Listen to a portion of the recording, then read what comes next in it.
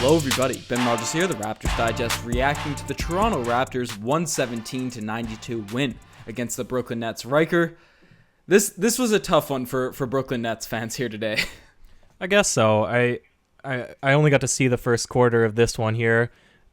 I'm hoping that when the Raptors make it to the second round that it's non-work times that they start showing the games. I'm sure other people are in the same boat, but realistically, all credit due. We had a little bit of criticism last time for not giving enough props to this really understaffed or undermanned Brooklyn Nets team. They're coming out here, they're competing, but realistically, this is the defending championship Toronto Raptors that are really getting their foothold now. They're gaining their momentum, and a team that, you know, they don't have the caliber players to keep up with the Toronto Raptors. Yeah, not with all the injuries, especially. They're already undermanned throughout the course of the whole season with Kyrie and KD. Obviously, Kyrie played the start of the year, but everyone in limited minutes. And then without Dinwiddie, Jordan, all those guys, definitely impressive that they've had this strong of a showing, especially in that game too. But as you and I expect, and we sort of alluded to this in the podcast, the Raptors don't really have any worries with this series, even though the Brooklyn Nets are fighting hard. And after Joe Harris went down, it's really a wrap sort of for this one. I predicted a sweep. You predicted in 5, even with Joe Harris. It's looking like that sweep's going to happen. But the Toronto Raptors, on top of being the more talented team, actually played a really well-rounded game here in this one. And the guy that's sort of been trashed on the Toronto Raptors, we had to make a big rant about him in the last podcast, but Pascal Siakam, 26 points, 8 rebounds, 5 assists, 2 of 6 from the three-point line, but hit a couple late, missed his early ones, and did a really good job at slashing the rim, driving, and even though he might have taken him a couple times to finish and missed a couple of his easy ones, it looked like a classic prime Pascal Siakam game tonight. Well, and credit to the fans or the people in the comment section making it a more educated argument. People are throwing stats out, they're throwing facts and figures. Normally arguments are just, you know, opinions, but it's actually been some interesting debate around Pascal Siakam. But this performance, Ben, it's just like we expected. And I truly ultimately think that the dissatisfaction of Siakam comes from, one, he's getting paid and he's inconsistent. He's getting paid a lot, and the premise that he should be the number one guy, right? But it still is kind of mind-blowing because it's not like the Raptors are losing games and he's inconsistent. They're still winning all their games. Yep. They just want him to score even more, win games by bigger margins. But I guess to the money point, you know, he only got paid at market value. Somebody else would have come along and paid him when he hit free agency. That's a fact, right? So you're gonna pay your guy. That's just what happens. And then to the he should be the number one guy argument. Well, one, he's developing into that. That's a fact. Look at his improvement. And two, if he's not the number one guy, who is it? Well, it's obviously Fred VanVleet would be the number one guy, if not Siakam. And guess what? We're about to max that guy out too. And then you have your 1 and your 2 guy both maxed out, which is very consistent in the NBA for contending teams. So realistically, there's no real argument. Pascal Siakam, he went out there, got the job done tonight. Yeah, and you brought up the precedent, and that's definitely the case with Pascal Siakam, because you look at other guys that did get paid max contracts, even just this summer. Tobias Harris, he's been really tough for those Sixers team, and to stay with the Sixers, Al Horford, who's been just as disappointing for that team this season. That whole team is very disappointing for any 76ers fan, though. Yeah, those are two weird signings, and to let Jimmy Butler and JJ Redick go, who were arguably their two best players in the series against us last season, but that's neither here nor there. It's looking tough for them against the Boston Celtics, but Chris Middleton's also a guy who's a number 2 who struggles in the playoffs, but Siakam hasn't been that player who struggles. He's been pretty solid. He's been inefficient, which has definitely been the case, but he's taken steps forward in especially the past couple games, and, you know, he's an NBA champion. He was a clear number 2. Obviously, Lowry was the second most important player on that team, but Siakam was the second scoring option on that championship run. So I don't know. It's tough for the argument that he shouldn't have been paid, but you can also look at the other guys that are maxed out that weren't successful, and Siakam is, or not yet at least. Siakam's not in that conversation, like T-Wolves and Wiggins, Denver and Murray. Murray's more inconsistent. 76ers and Simmons. Simmons is more inconsistent, can't shoot the threes. Chris Paul, his inconsistencies in the playoffs. Blake Griffin, his empty stat line. So there's a lot of guys that get paid the same amount that I would say are more disappointing, but that's not what we're talking about, Ben. There was a lot of good things that seemed like happened in this game today. Yeah, no, most definitely. Yeah, the Toronto Raptors, literally everyone came to play tonight. We've talked about how the bigs have sort of struggled in this series, but it continued for Gasol, but Serge Ibaka really turned it around tonight. 20 points, 13 rebounds. In the first stretch of the game, he missed a few of his easy shots, and then from that point forward, he was hitting his threes, went 3 of 3 from the three-point line, and was finishing around the rim, made some middies. It's really nice to see Serge Ibaka get going, especially in this feeler-out series before we likely play the Boston Celtics, as we just kind of trashed on the 76ers. Yeah, well, absolutely, and we're still going to go strong with the comment of the day. This one comes from Phil Gaps. I'm hoping that that's not any sort of weird thing to say on the podcast, but his comment, he said the biggest concern was that, and has been, when both centers don't score and then the Raptors struggle subsequently because, we need output from one of the centers. And if it's not LaMarcGasol, which over the past couple of games, it really isn't, at least the scoring output. He's still relatively solid on D. So Ibaka, he needs to be, in my opinion, a 15 to 20 point per game guy. And he has the ability to do that because his mid-range game is so polished. His three-point percentage has come along a lot this season. And he's a vet. He's a true veteran. So this is a nice game. And I think that they need to find ways to engage him, even if this series, it's not vitally important that he plays especially well. But I think in a series against the Celtics, he's going to be really important if they go to a small ball lineup and still want scoring from the bigs. Yeah, no, that's most definite. And you brought it up. Serge Ibaka is capable of doing this in the playoffs, and the evidence is how he played last season on that finals run, especially against the Sixers in those important games when it was really only him and Kawhi getting us any bit of consistent offensive production. So he's done in the past, and this year he's taken his game to a whole nother level, shooting a 10% better from the three-point line. And as we said, Serge Ibaka shooting the threes now, you just feel more confident that they're going to go in every single time he throws it up. Yeah, well, I hate to say it, though. The Raptors do tend, or it seems like it at least, that they're taking a lot more threes as a team.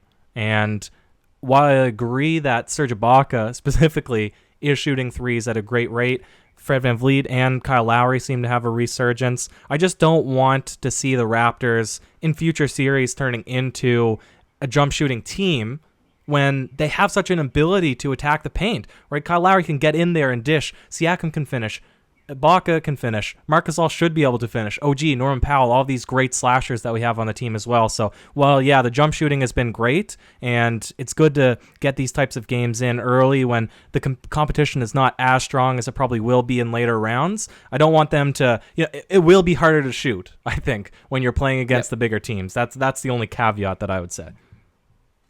Well, you brought up you don't want to be a jump shooting team for the Toronto Raptors, and I kind of disagree with that point, but I agree with what you're saying in terms of some players. The Toronto Raptors thrive because they can knock down threes, play defense, and slash, right? They do all the things you have to do in the modern NBA at a high level. So, in my opinion, I think they should be hoisting up a lot of threes, but you don't want to settle for them, as particularly for guys like Siakam, OG, who has this newfound handle, which he's been rarely showing off, but we know it's there. Gasol, as you mentioned, you don't want him just settling for threes, especially where he's a capable post-up guy, which I think we need to see that where the same way Serge does, where he gets this game going inside, looks for a shot a bit more, and then he'll be able to knock down the threes once the confidence is going. But guys like Lowry, Fred, the way Ibaka's shooting now, Norman Powell, Terrence Davis, if he continues to get run, I don't mind those guys being ready to fire with that green light, but guys like Siakam, OG,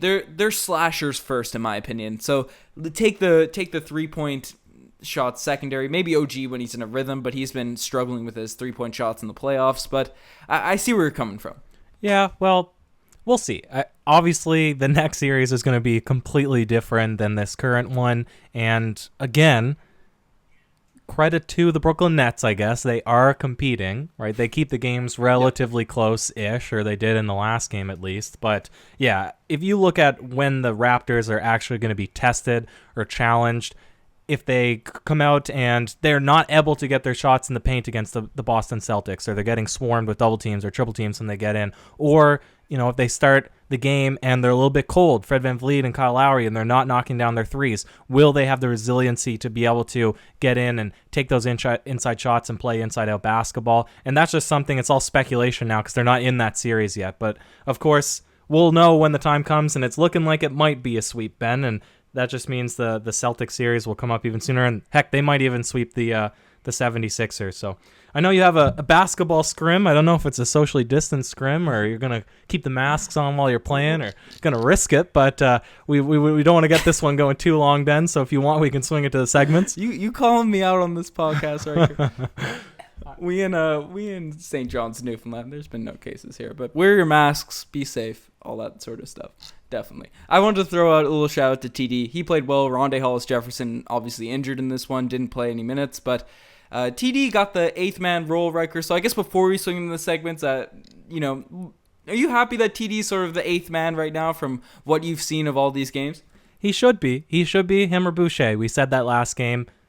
Rondae Hollis-Jefferson, it looks like you need to have some ability to score when you're out there. I think that there's no two ways around that. Just from how much defense picks up in the playoffs, you want to have your all guys be able to actually shoot while they're out there. And then Matt Thomas, he commands so much attention on the offensive end when teams are trying to run around screens and run around all this off-ball stuff, chasing him off the line. But he really is a liability, I think, on defense, and that was exposed in the game where he had more minutes. I'd be more comfortable to see Terrence Davis or Boucher out there.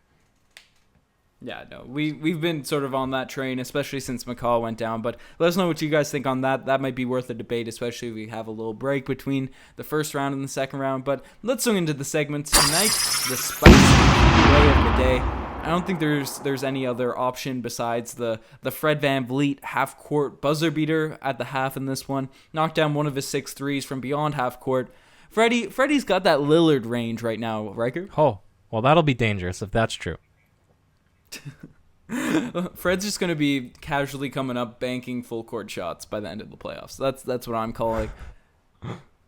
Well, I didn't see much of the games. Yeah. But, dude, it's actually insane how deep Lillard's range is extended in the bubble. So if VanVleet's closing in on that gap there, then that gonna have guys picking him up as soon as he crossed the half line. Then that'll be something. That'll be a good look. But not all plays can be the spicy play of the day, and some just make you say, "Oh, geez." And tonight, the "Oh geez" play of the day for me, it's got to be this play. Pascal Siakam came up. He we kind of go into semi-transition when there's a score or something. I don't even know if it was a score, but Pascal Siakam ran the ball up the floor really quickly. The Nets were pretty well set. Gasol was running behind him, and then Siakam fumbled it and just bounced the ball really high and hoped someone grabbed it. And then Gasol ended up catching it, throwing a little no-look spin pass to, I believe it was Fred, and then splashed down a 3. It was really awkward. It was really accidental, but made me say, "Oh geez," when that went down. And looking at the score, the combination of everything, this was kind of an "Oh geez" game today, Riker.